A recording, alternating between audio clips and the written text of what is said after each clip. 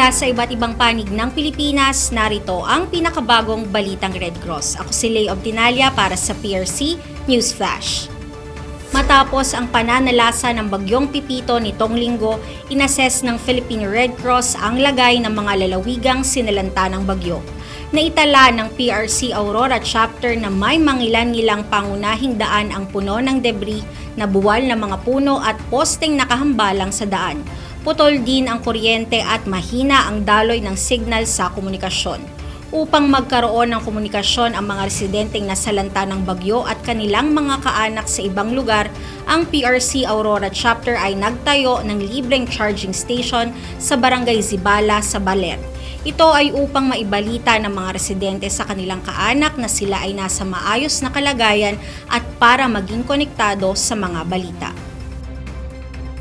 Isa sa naiulat ng mga PRC volunteer na nag-assess sa mga lugar sa Aurora ay ang nasirang kabahayan sa Kasiguran, Dilasag at Dinalungan. Maraming naitalang partially damaged ngunit marami rin ang totally damaged na kabahayan kaya't ganun na lamang ang takot na nararamdaman nila para sa sarili at pamilya. Ang tahanan kasi ang nagbubuklod sa isang pamilya at kung mawawala ito, nangangamba sila sa kanilang kaligtasan. Iisa lang ang kanilang hiling, ang makakuha ng tulong at suporta para muling maayos ang kanilang nasirang tahanan. Sobrang takot po talaga kasi hindi ko po inaasahan na ganito po. Yun po, hindi nga po kami nakakakuha ng tinta po ngayon kasi nga po ganun. Yun lang po yung aming pinagkakataan ng pagtitinda ng isda. Kaya sa ngayon po kailangan ko po ng bubong para po meron na po kami masilungan. Kailangan po namin ng mga pato. Sa Catanduanes, bukod sa mga kabahayang nasira ng bagyong Pepito, nasira din ang kanilang paaralan sa Dagi Too Elementary School sa Verac. Kasalukuyang inaalam ng mga PRC volunteer at staff ang mga pangangailangan ng mga kababayan natin sa Catanduanes para mailatag ang tulong sa kanila.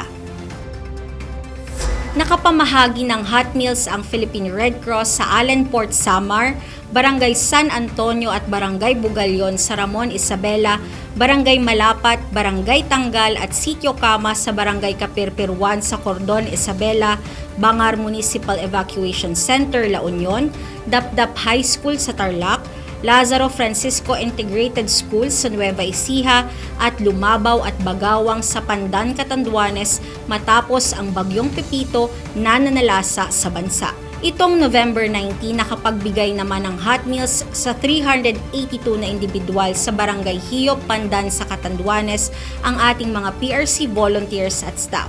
Sa ngayon, may kabuuang 16,061 hot meals na ang naibahagi ng PRC sa ating mga kababayan mula sa La Union, Isabela, Aurora, Quirino, Tarlac, Nueva Ecija, Quezon, Rizal, Romblon, Catanduanes, Albay, Sorsogon, Camarines Sur, Camarines Norte, Masbate, Eastern Samar, Western Samar, Quezon City, Sorsogon at Cagayan mula nang dumating ang bagyong Pepito.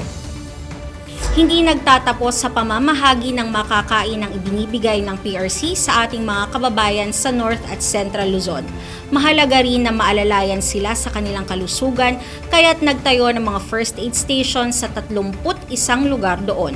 Nakapamahagi rin ng mga gamot at bitamina, nagsagawa ng health consultation, tinutukan ang mga kabataan kung saan mayroon silang child-friendly space at psychosocial first aid. Isang importanteng naibahagi ng Philippine Red Cross ay ang pamimigay ng malinis na tubig gamit ang water tankers ng PRC sa Catanduanes at Albay.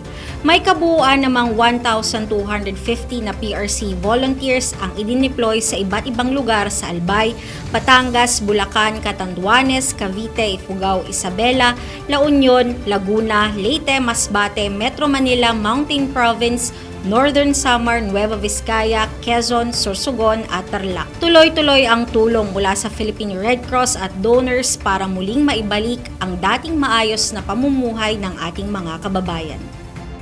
Sa masusugid naming manonood ng PRC News Flash, tumutok sa Philippine Red Cross Facebook page, Instagram, X, TikTok at mapapanood rin kami sa YouTube channel ng Philippine Red Cross. Abangan ang mga update at maging konektado sa PRC News Flash para sa mga napapanahong balitang Red Cross. Kung ikaw ay may kusang loob, malasakit at kapwa-tao at gusto mong mag-volunteer sa Red Cross, pumunta lamang sa pinakamalapit na chapter sa inyong lugar at tumawag naman sa hotline 143 para sa mga emergencies. At yan ang pinakabagong balita mula sa PRC. Ako si Lea Obtinalia para sa PRC News Flash.